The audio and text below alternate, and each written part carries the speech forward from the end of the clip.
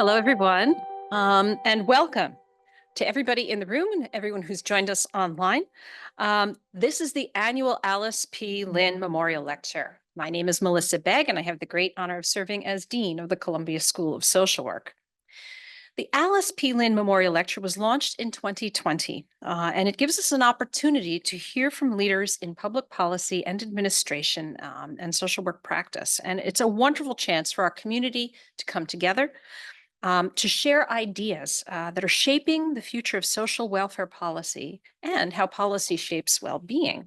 It enables us to bring outstanding scholars like today's speaker, Dr. Tanusha Raniga, whose work does critically important connections between economic development, social development, and how those influence well-being. Before I turn it over to today's moderator, I want to say a few things about the Lynn Lecture and the Lynn Doctoral Scholarship, because those are an important part of our history. Both were created by Dr. Nan Lin in honor of the memory of Alice, his wife of 48 years. Dr. Alice P. Lynn was born in Chengdu, China, and raised in Taiwan. She immigrated to the US in 1964, receiving her master's degree in social work from the University of Michigan, where, in her own words, she was stimulated and challenged to think beyond her immediate concerns. Then she earned a doctorate in social work right here at the Columbia School of Social Work in 1985. After completing that PhD, Dr. Lynn enjoyed an illustrious and a very impactful career in social welfare administration. She served as Deputy Commissioner for the New York State Office of Mental Health, as a professor at Duke University's Fuqua School of Business, and as a consultant to local governments across the country. She was a proud Columbia alum, and her service to the school included 8 years as a member of the Dean's Advisory Board. Dr. Lynn published a memoir before her untimely passing in 2015. And her memoir speaks of the importance of people coming together across national lines, across racial lines, to work together for the betterment of all. I think that's a great sentiment to start our session today. And I just want to especially thank Dr. Nanlin and the family for making all of this possible so that we could have sessions like this. It helps us to, in the words of our interim president, to teach, to create, and to advance knowledge, which is our mission. So we're grateful for the generous contributions of the Lynn family to make that possible. Now, it is my great pleasure to introduce a wonderful colleague and a treasured member of our faculty since 2010, Dr. Mashura Akilova. Dr. Akilova leads on and teaches classes in areas such as social welfare policy, international social development practice, and the integration of practice and programming. In fact, I think she's invited some of her students to join us today, which is great.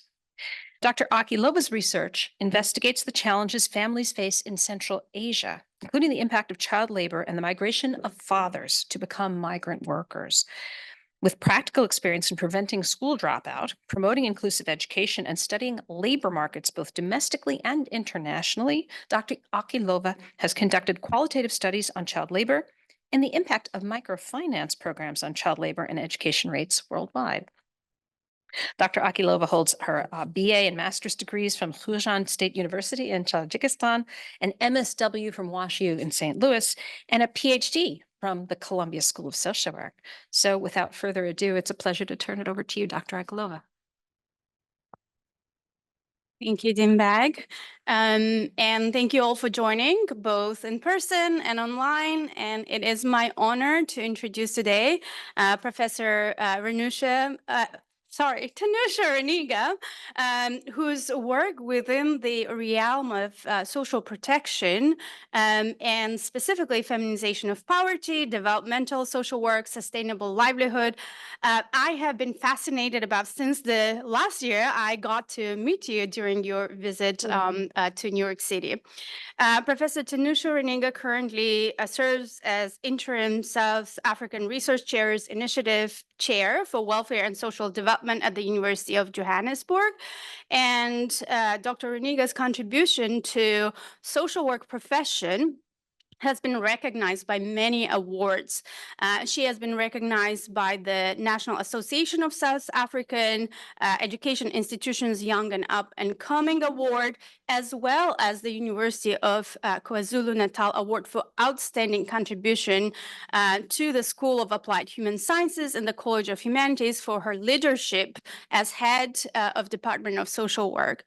Dr. Raniga has been contributing to social work and social protection in South Africa and beyond through her strategic leadership and contribution to science. She served as treasurer and board member of the Association for Schools of Social Work in Africa from 2010 to 2020 and is actively involved in the editorial boards of Journal of Social Development in Africa, Social Work, Maatschappelijke Werk, and Journal of Social Policy in Macedonia. She has widely published in national and international journals, and her research and publications around the issues of sustainable employment for women, integration of indigenous and formal protections are especially important for us to learn from in our drive to find sustainable solutions, global sustainable solutions for social welfare issues. And I really recommend reading her latest co-editorial book on the tensions between culture and human rights, emancipatory social work and Afrocentricity in social work, in a global world. And we are lucky to have you with us today, and we are looking forward to your talk on South African women entrepreneurs at developmental, social welfare, and social entrepreneurship intervention perspective.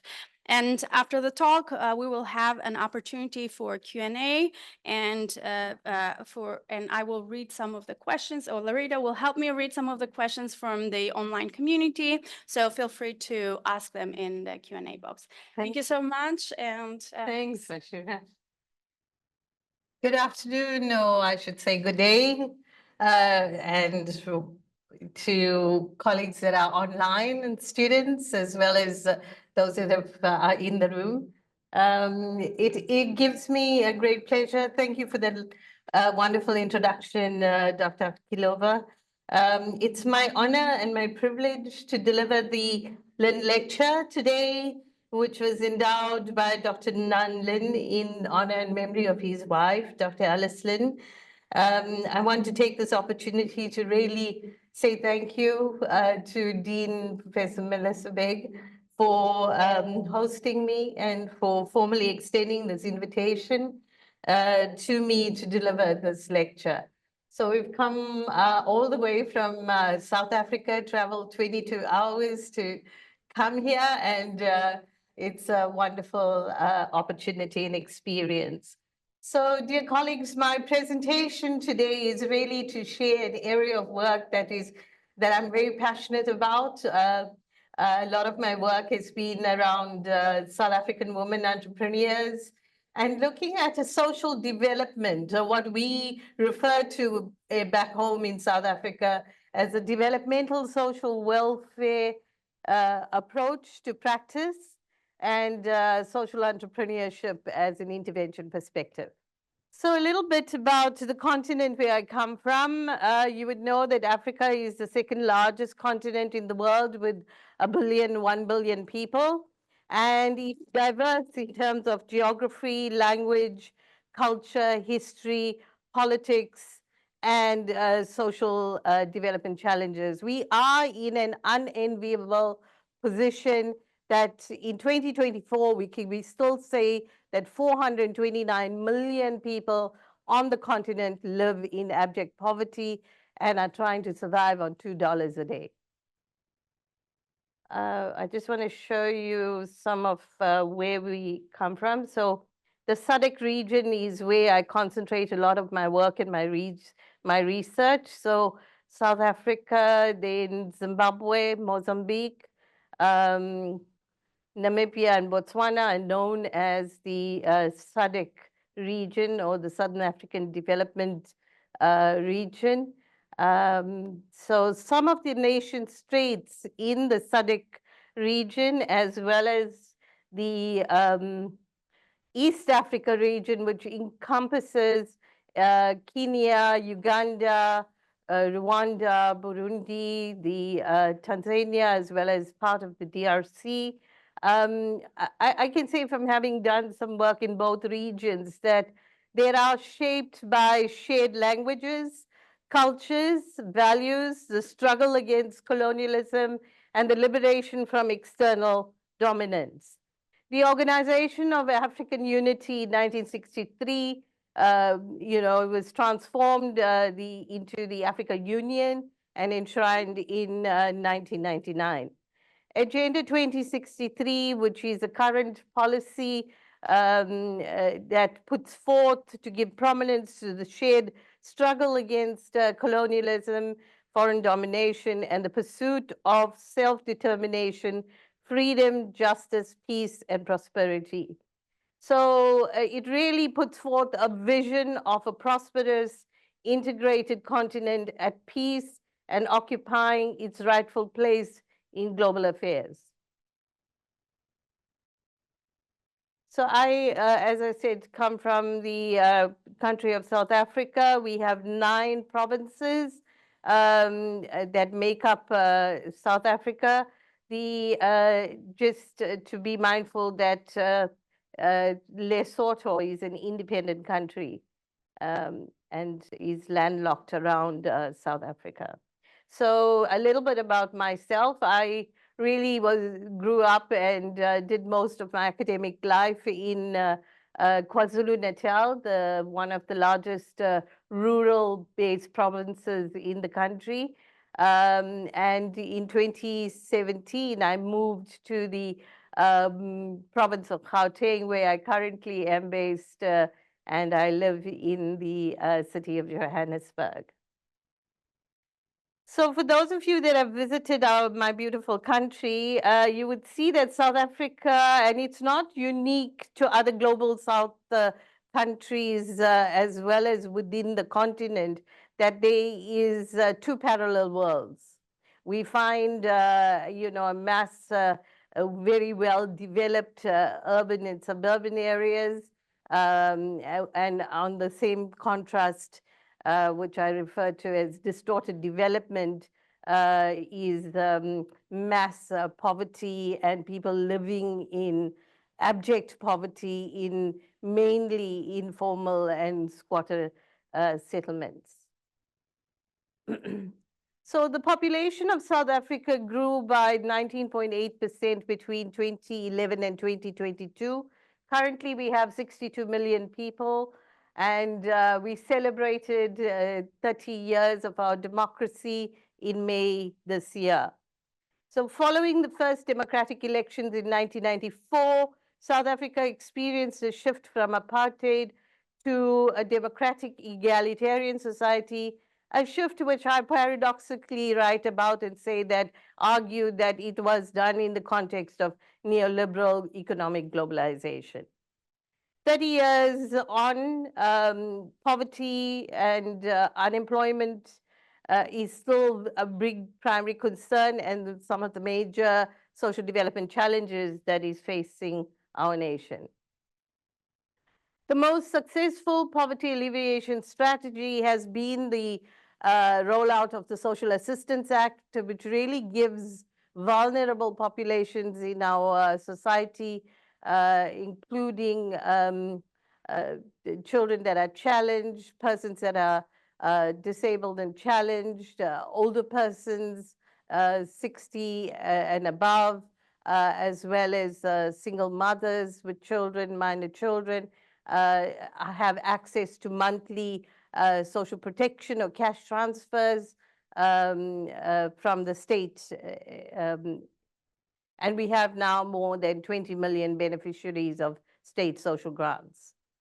Since social development goals are intertwined with economic goals, one cannot evaluate the progress of development and ensure optimal health, income security, and quality of life of people without really examining shifts in economic policy. So one of the national policies known as the National Development Plan, Vision 2030, really promotes economic development projects as a liberatory function of social protection policy. And we know the age-old debates as social workers about cash transfers from the state, creating dependency at the expense of, people wanting to become economically self-reliant and independent. So if you read some of my work, one of the arguments I present is that we should have beneficiaries of social grants really be connected to economic projects while they receive the cash transfers, so that within a space of 2 or 3 year cycle, they can really come out of the welfare system, and become independent. A lot of my work is concentrated on women's participation in the South African economy. And we know that South African women have faced gender injustice and discrimination, hindering their engagement in the economy. And this has a lot to do with the historical past, right? Women were unprotected in the apartheid times, denied jobs, access to education, social entrepreneurship, and social self-employed or employment opportunities. Women were limited through a patriarchal system underpinned by gender-based violence, intimate partner violence, conservatism, and rigidity. Women continue to earn lower wages than men and face precarious employment even 3 decades later. And so the current status is that the Government of National Unity values social entrepreneurship as a critical driver of local economic development and job creation in the country.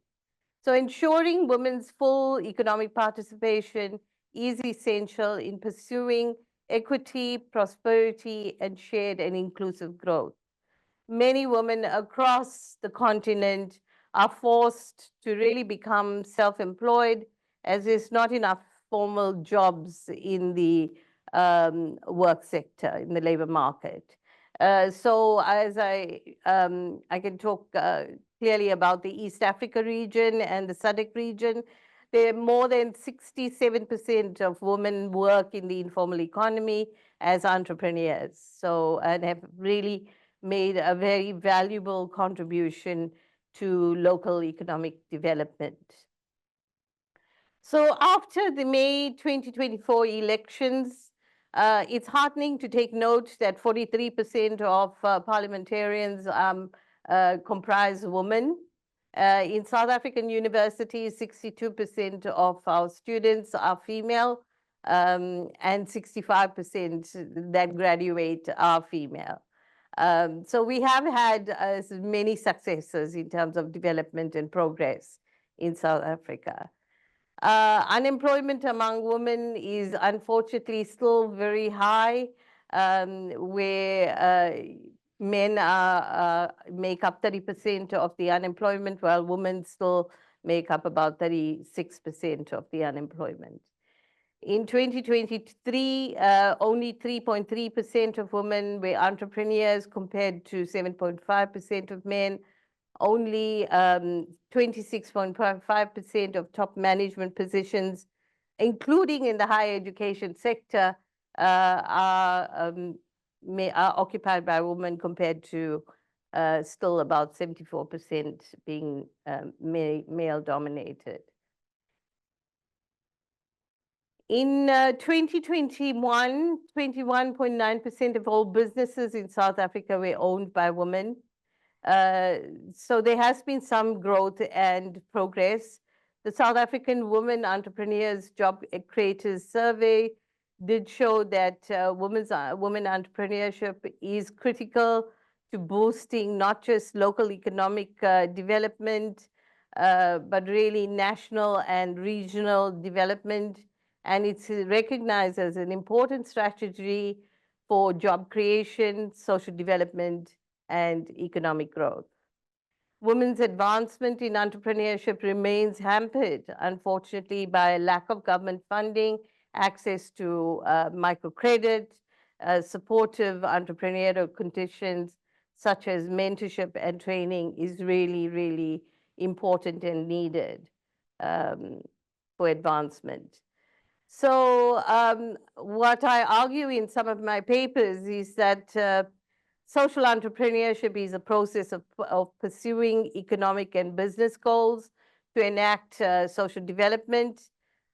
Social entrepreneurship really integrates public-private profit-making and the non-profit-making sectors, and is really a pluralistic model that enhances economic development of women.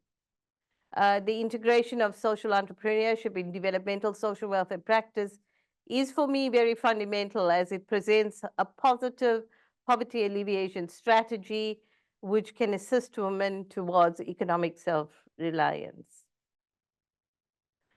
So post our 1994 elections, the white paper on social welfare is really the blueprint social policy document that guides social work practice in my country. And so there's a synergy between the white paper on social welfare, the National Development Plan Vision 2030, and I would also, which I'll speak to a little later, has a synergy with the Global Agenda 2020 to 2030, sorry, on social work and social development. That's put forth by the International Association for Schools of Social Work, the International Council for Social Welfare, as well as the International Federation for Social Welfare. And these positive policy rollouts really show government's commitment to providing a better life for all by fighting poverty. Approximately 18.2%, as I said earlier, are living below the poverty line despite initiatives and poverty alleviation intervention strategies put forth by both government social workers as well as the NGO social workers to eradicate poverty. But I think we can't ignore the recent COVID-19 pandemic. It has brought deeper levels of poverty and suffering in our society. And we've seen empirical evidence that shows that the gap between the rich and the poor is really wider now. So a little bit about what do I mean by developmental social welfare practice, and some of my prominent mentors and colleagues, Professor Vishanti Supal, Professor Leila Patel, Antoinette Lombard, are prominent scholars who have written extensively around developmental social work. It's a distinctive form of practice underscored by social development, which transcends micro practice and the critical focus of practice, and adopts really macro level intervention strategies such as social investment strategies that build on people's skills and capabilities such that they are productive citizens in society and are able to fulfill quality life. By promoting inclusivity, equity, and empowerment through developmental social welfare, societies can create environments where all individuals can participate fully in social, economic, and political life, ultimately leading to sustainable and equitable social development for all. So there are 5 prominent features or pillars as put forth by Professor Leila Patel about developmental social work. And the one is promoting human rights and development, the integration that social and economic development are mutually reinforcing goals.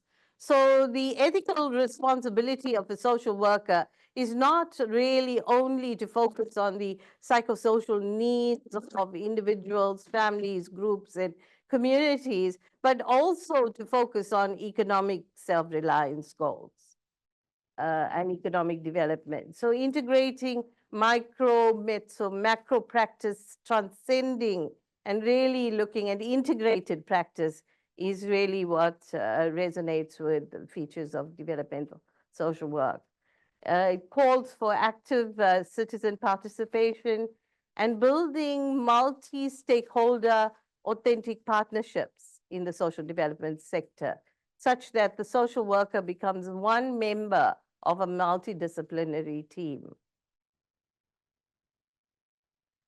Social development encompasses the participation of multiple stakeholders in decision-making, fostering self-reliance, harnessing efforts of all individuals, the development of a sound network of institutions, and promotion of harmonious relations between individuals, groups, communities, and their harmony of living in the physical environment. Developmental social welfare focuses on social protection and the maximization of human capabilities, tapping on untapped resources in communities with particular focus on the causes and effects of social vulnerability and marginalization.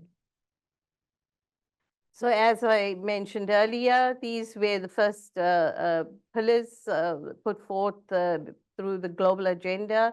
It also has a close connect with the 17 Sustainable Development Goals, and there's a lot of emphasis placed in South Africa among social workers about how do we integrate these 17 interconnected goals into micro, meso, macro practice.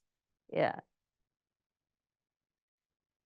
So some of the priorities put forth for us as social workers in these turbulent times is that a focus on co-building as inclusive social transformation. So social workers must recognize the need for critical changes locally and globally. So thinking and acting locally and thinking and acting globally, a vision for a new social construction in which all people are treated equally and with dignity. Fostering active participation of the marginalized is at the core of our profession and social development and is essential to co-design and co-build inclusive social transformation. The philosophy of Ubuntu as a principle for enhancing social solidarity is recognized. It really resonates with I am because we are, so that as human beings, we have an interdependence and an interconnectedness with each other that is central to shared and sustainable futures and highlights the responsibility between all persons and all global citizens to live in harmony with the environment. There's a lot of prominence being given to Afrocentric community-based welfare practices. And we also argue that this has a clear kind of a connectedness with developmental social welfare practice. Since 2017, you probably followed in the media that higher education institutions in South Africa placed a lot of emphasis on integrating Afrocentric knowledge systems and indigenous welfare practices with formal social development programs. So decolonizing social work curriculum in education has been a big priority, especially in the last 5 years.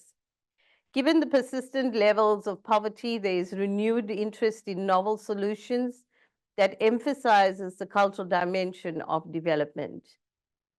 Afrocentric welfare practices with a focus on cooperation, interconnected collective awareness and consciousness and collective action, enhancing social support networks and communitarian conflict resolution strategies have a major role to play in social development. So as I said, there is a synergy between developmental social welfare practice and social entrepreneurship as an intervention strategy. Social development is contingent on economic development, and there will be little or no movement of people out of poverty if social workers don't prioritize both psychosocial and economic well-being of people. The National Development Plan, Vision 2030, promotes this preventative, proactive approach of sustainable development of poor people as active citizens in economic development. So I argue from a lot of my own empirical research that social entrepreneurship projects are recognized as a major supplement to income reducing poverty in female-headed households, and that there is not enough empirical evidence about the correlation between social entrepreneurship and social work research. I'd like to share with you now at this point some of the projects and the research that I recently was led in the Gauteng province. So I present evidence from a qualitative study conducted with 50 women who were entrepreneurs involved in implementing their own businesses or entrepreneurship projects in the province of Gauteng, where I work and reside. These women employed 3 distinctive interventions to mitigate and to break the cycle of poverty, to really reduce their vulnerability to income insecurity. We look at access to assets, dealing with financial risks, as well as multiple stakeholder support.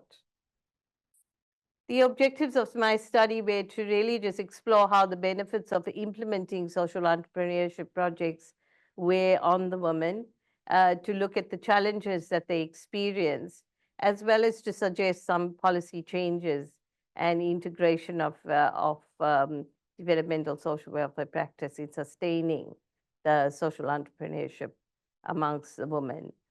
I used snowball sampling to really just recruit the 50 women, and did face-to-face semi-structured interviews with the women, and the data was distilled by thematic analysis.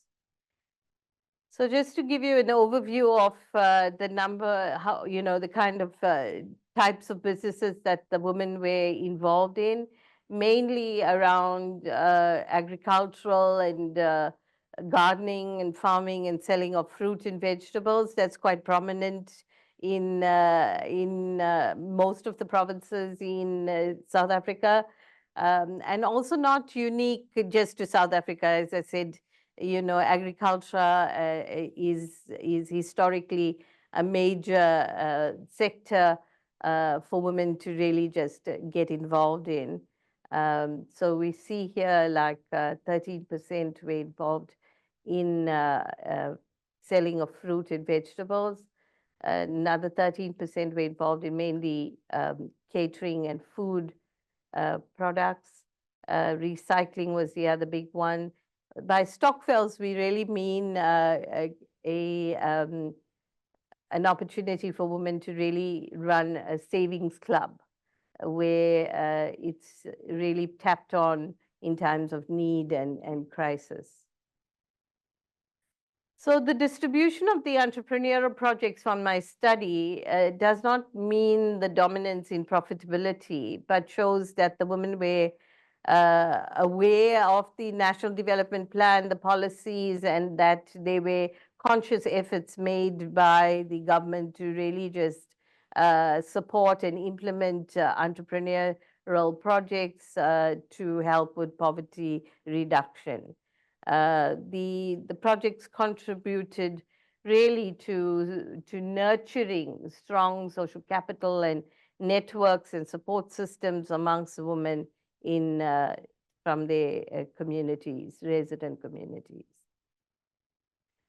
So some of the prominent themes that came out of the study itself, it shows that social networks are integral to social entrepreneurship interventions, and that projects indicate that it contributes to the strengthening of support networks amongst the women.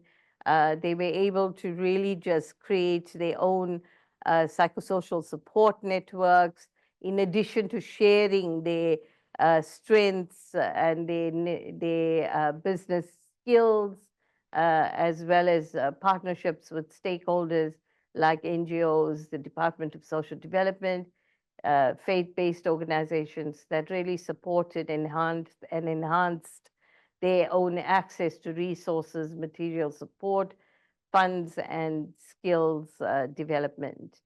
The women, as I said, also tapped on other businesswomen to market their projects and share networks and business skills.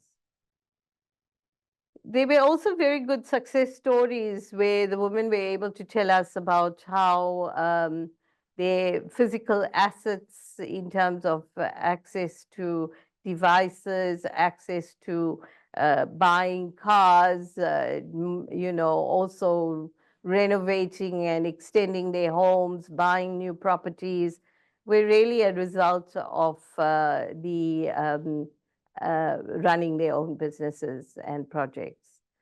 At a macro level, the various projects really show that it had a significant impact in really reducing feminization of poverty, particularly amongst in the Gauteng province.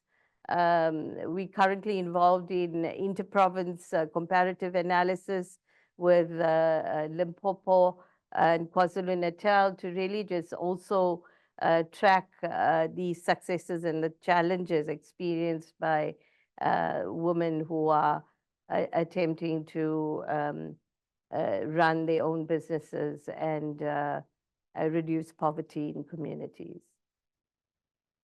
The financial risks were some of the another prominent theme that the women talked about, and they talked about little or no access to private sponsors or even businesses and government funding to sustain the businesses on a long-term basis.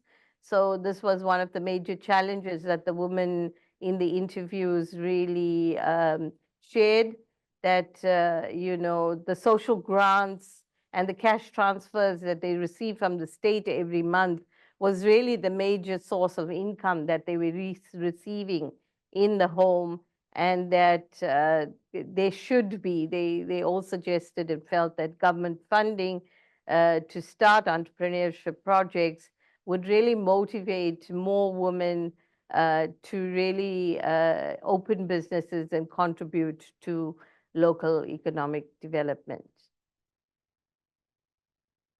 So we know that also that human capital development has a correlates with in emancipation as well as success of entrepreneurial projects. All of the women in my study really talked about the experience of running their own businesses that enhance their own self-efficacy, their confidence.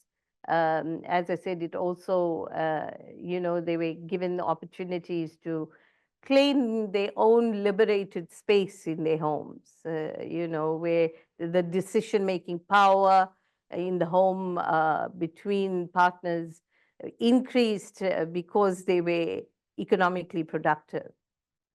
So this translated to the ability to holistically sustain their projects and sustain their households, and also navigate any kind of challenges that they were experiencing, especially during the COVID lockdown regulation times. So the South African dream is one of the country bursting with opportunities, where all citizens have the freedom to achieve success and prosperity through active economic participation and wealth creation.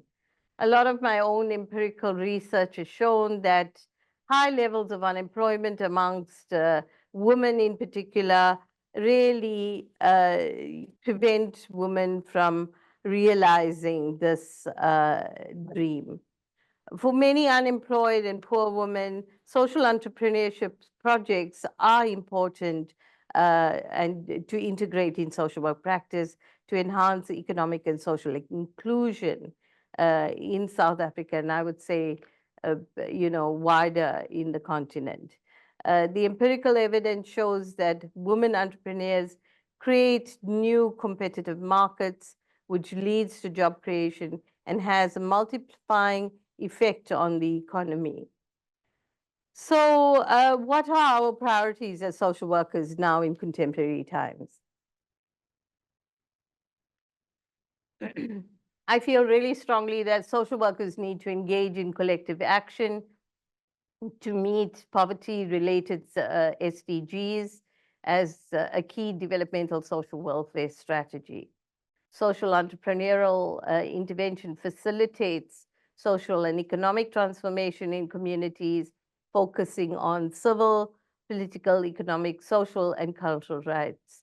In urban South Africa, where a lot of my research has been based, women have discovered opportunities to network, to cooperate together, to generate income and sustain livelihoods. The synergy between entrepreneurship and social development has attracted the attention of social workers, policymakers, and academics across Africa and beyond.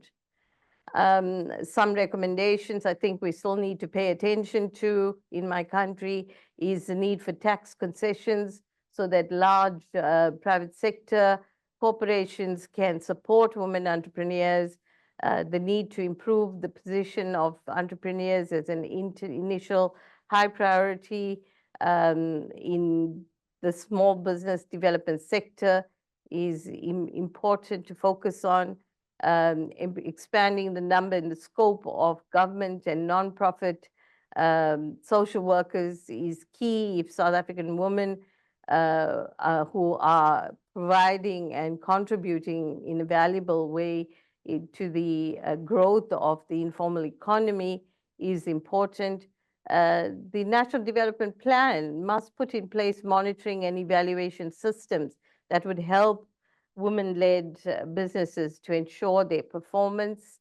It's also important that policymakers advocate for access to low-interest loans and microcredit to assist women entrepreneurs to really just supplement, as I said, the social protection and the cash transfers that they receive from the state every month. And in doing that, that national policy and regulatory changes which expand access to business forums for women to enhance business skills as well as financial literacy training is necessary, and that advocacy and lobbying by social workers and other civil groups to ensure accountability by the state to adequately address human capital development and the needs of women who are entrepreneurs is necessary.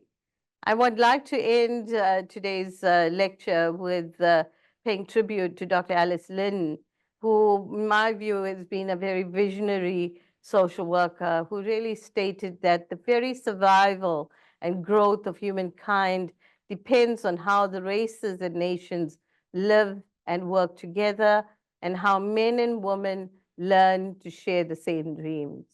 I thank you very much for listening to me. Thank you so much for this presentation of the work. I feel like we're just talking about these topics in class today, specifically around the issues of the countries that are being affected by the population rise and the lack of opportunities, and looking like from your research, the entrepreneurship being an alternative to the formal jobs that might not necessarily exist, especially in the countries that are younger and have a rise in populations of like 20% in 10 years, or what was the 20% rise, right, in the population. So it looks like a great alternative, especially for marginalized women, which also from the research that you have done, looks like there have been many spillover effects, not only entrepreneurship as a source of income, but also how it impacts the household, the relationship you mentioned, the communities and the capacity of the communities.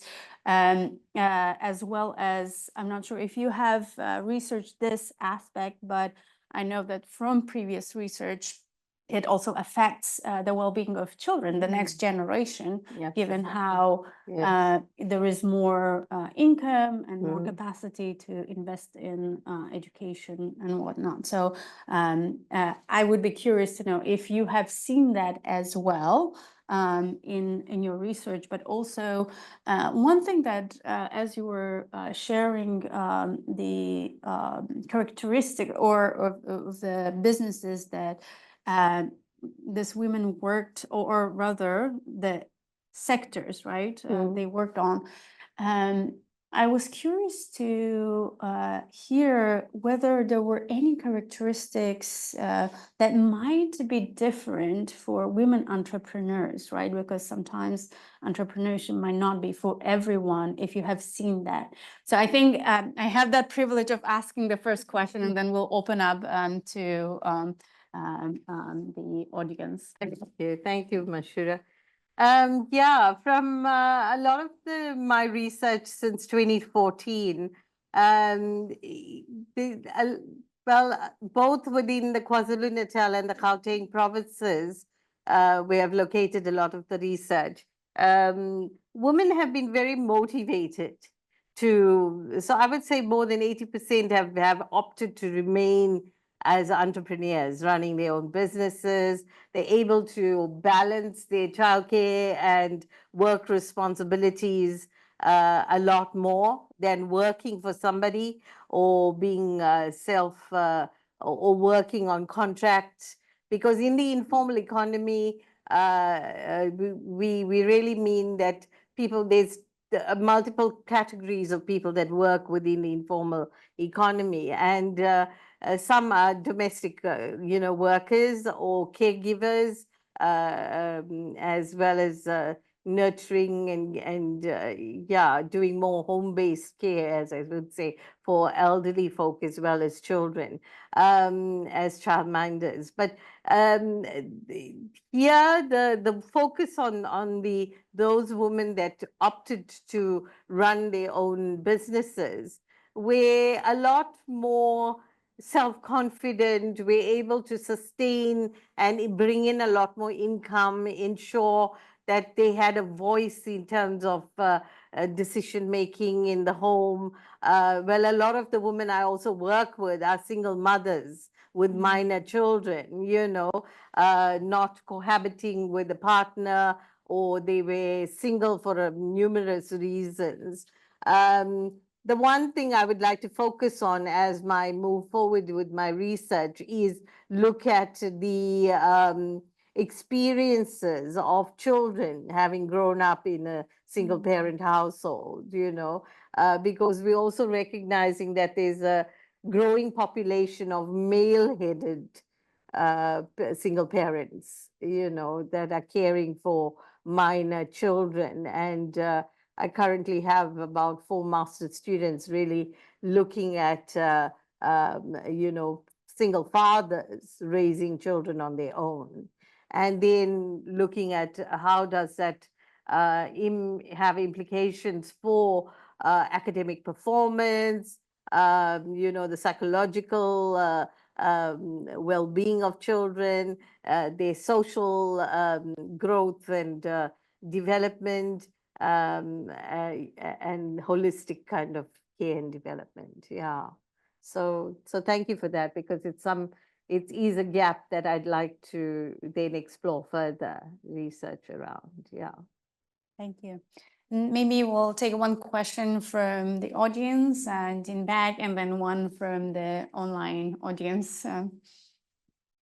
Thank you. Thank you for a terrific presentation. I think it's really an exemplar of the ideals of social work research, which I think are distinguished by a really deep level of community engagement. I say that after a 35-year career in research, but I'm so impressed by what you have done and what many of my colleagues like Dr. Akilova have done in terms of really entering into full and equitable partnerships with communities and community members, because communities contribute so much to what what the questions are to be asked and what the solutions are to address those questions. So thank you for that. That's really inspiring. I have a lot of questions, but I'll just start with one for now. And I'm thinking about what you said at in your towards the beginning of your talk about the patriarchal systems and how that is it fair to call it a barrier to women's economic development, and it results in things like women being paid less for the same jobs, which, by the way, we have here in the United States. But I'm just thinking, what sorts of have you gotten much pushback? How do you navigate that when systems and it's just so ingrained? What tips and strategies have you found to be useful in overcoming that sort of barrier? Well, I think we know, thank you for that, Professor Peg. I think it's an excellent question. We know that there's a very close correlate between increased literacy levels and, human capacity, capital development, self-confidence, as well as access to education per se. So as I gave a context at the beginning of my presentation, there are a lot of women, and I'll refer to non-white women, right, that were deprived of education, and these were women that had low literacy levels that we worked with, in both provinces. So a big emphasis was placed on skills development. And also from the traumatized, deep-seated past of the apartheid system and our colonial history, women have dealt with very deep-seated trauma and have been victims of levels of intimate partner violence as well as domestic violence generally, different types of violence. So having said that, a lot of the emphasis was placed over 2 years of increasing the confidence of women through empowerment training, life skills training, getting the women to commit to come weekly for not just business training, but we offered psychosocial counseling and support so that they could deal with all of their, post-traumatic stress, as well as, mental health challenges that a lot of the women were facing. So the more they increased their skills and they were empowered in the training or over that 18-month to 2-year period, we could see changes in terms of building their networks, creating their own support systems, feeling more confident in terms of marketing their projects, or if they were providing services, then being able to sustain their businesses a lot better, Yeah. Thank you. That was actually one of the most, there was a lot that I really loved about this, but just not only the economic development, but the building of confidence in networks, I think is just so huge because that's the sustainability and the ripple effect. So that's right? one of the points that I would like to emphasize, and is that the role of the social worker in contemporary times is really changing and evolving, because we not only and developmental social welfare practice really just puts forth that we have an obligation or a responsibility to really just meet the needs of the psychosocial needs. And that's been our focus a lot of the time, is the clinical, psychological, as well as the social kind of needs of individuals, families, women in particular, children, and so forth, and vulnerable populations. So, and that's fine. There will always be a place for that micro and meso level intervention practice. But I don't think, we've always had this historical debate in social work that the micro versus the macro level intervention. And it's not an either or, but one that complements each other. And social development grounds us about that, that in developmental social welfare practice, we really need to focus on mutually psychosocial needs and goals, as well as the economic goals of families. Thank you. Maybe you can read a couple questions. Yeah, so there are plenty questions online, but someone asked if you could kindly say more about the initial projects were funded and if there is active lobbying or advocacy to increase funding, government or private, to help women entrepreneurs launch new businesses. And related to that, curious about how long women have support as they develop these projects. Yeah, so thank you for that question. They are multi-level kind of intervention strategies that we are focusing on in South Africa. And the one is that my good colleague, Professor Ojo, and myself have a wonderful network of women across the continent who are entrepreneurs, who can, we celebrate Women's Month every year in August. And this year, from the 26th to the 30th of August, we hosted for the third year a very successful conference that focused on skills training, business training, increasing networks between the women that attended the conference, forging partnerships, and sharing skills, sharing knowledge, sharing their success stories, sharing challenges. So just bringing them together and nurturing that partnership, that's one level. The other is that we're hoping, since May this year, when for the first time since our democracy, we have a government of national unity in place in our government. And there's a lot of prominence, as I did share, almost 45% of parliamentarians are women. So the second level of strategy is really tapping on the ministers that are women to really give prominence to increased funding, as well as sponsorship from private businesses to really just support women entrepreneurship. So there is a lot of goodwill, but I think the wheels turn slowly, and we got to keep at it. As I said, the advocacy and the activist role of the social worker really needs to be given a lot more prominence now.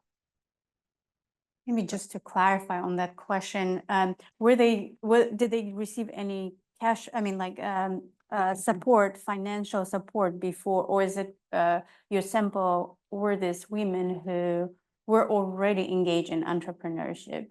So it was two levels. The one project that we ran in KwaZulu-Natal, these were women or single mothers that were receiving income from the state every month.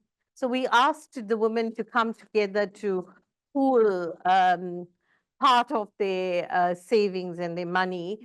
They collectively contributed to what we know as a stokvel in our communities. That's a very good mechanism and indigenous practice of saving, community-based saving. So the women got together and they did that. And then we were able to start what we call group cooperative projects and registered them with the Department of or the Ministry of Trade and Industry. I published a paper around this, so I'm really happy to share that paper for colleagues to read up, and maybe, for the interest of time, it would give you a bit more insight into the outcomes. Thank you. Any questions in the audience present in the room? Yes, please. Thank you again for your lecture. Can you say a little bit more about potential strategies to increase social networks and social capital to people who may have more power in terms of policies that would help women with this, who have these small businesses and who really are doing some of this important work in their communities. So are there strategies that you see that could be put in place to increase access to social capital networks that are, Yeah. Yeah.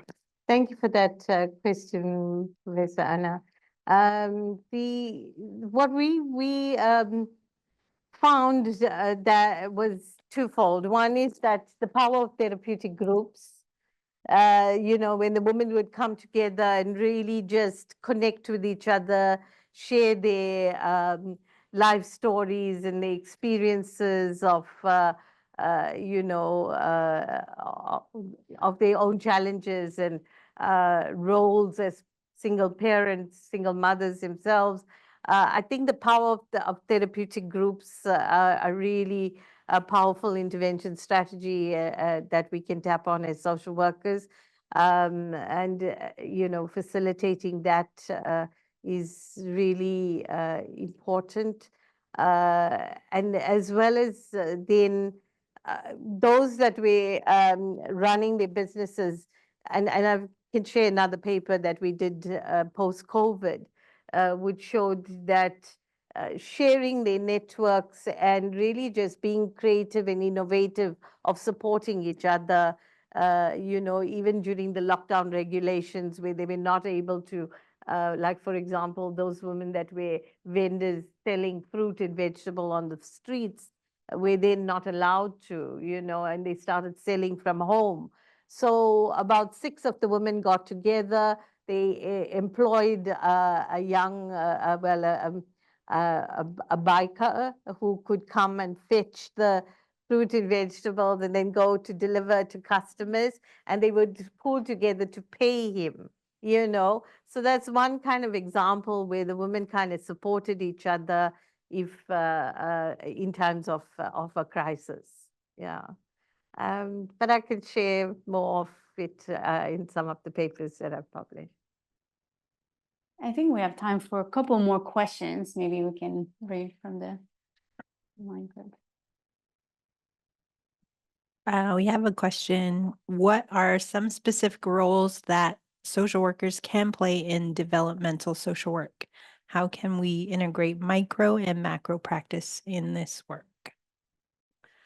Thank you for that important question. I think, it's all about integrated practice, that, as I said, it's not about one giving prominence to the other. But for example, like when we work with single mothers, it's about providing, as I said, the micro support. So the individual supportive counseling, then moving into working at the therapeutic level and within a group setting and bringing the woman together is very powerful, as I said. And then bringing, getting them actively involved in participating in community activities at a macro level and engaging with ministries in for lobbying and policy changes and so forth. So I think that's the beauty of social work and the power of being a social worker is that you can, make a really good impact at an individual and at micro and a mezzo level, as well as at a macro and policy level, Yeah.